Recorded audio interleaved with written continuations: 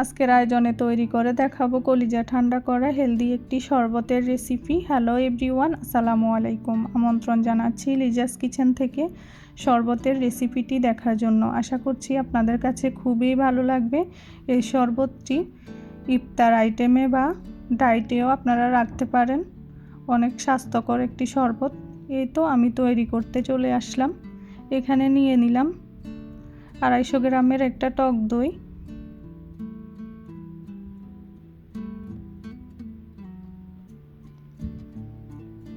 এই তো সবগুলা টক দই আমি নিয়ে নিয়েছি। এখন অ্যাড করে দিচ্ছি পরিমাণ মতো চিনি।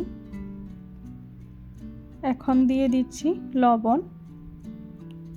অ্যাড করে দিচ্ছি লেবুর রস। আমি প্রায় বড় চামচের 1 চামচ লেবুর রস ব্যবহার করব। এখানে 2টা লেবু ছোট সাইজের।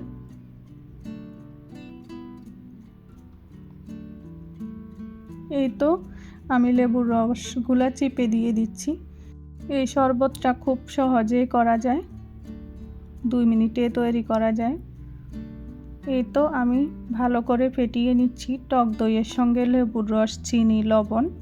খুব অল্প উপকরণে লেগেছে এখানে। এখন অ্যাড করে দিচ্ছি নরমাল পানি।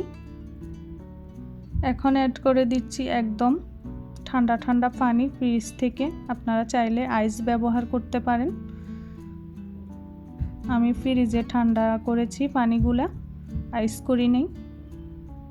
একবারে ঠান্ডা বেশি পছন্দ করলে আইস ব্যবহার করতে পারেন। এই তো রেডি করে নিলাম। এখন আমি পরিবেশন করে নিচ্ছি। এই শরবতটা ইফতার আইটেমে যদি রাখেন, আপনার কলিজা ঠান্ডা হয়ে যাবে খেলে। সারা দিনের অনীহাও কেটে যাবে। আর চাইলে আপনার ডায়েটেও রাখতে পারেন। এটা একটি হেলদি শরবত এবং স্বাস্থ্যকর। এই তো আমি সার্ভ করে নিয়েছি।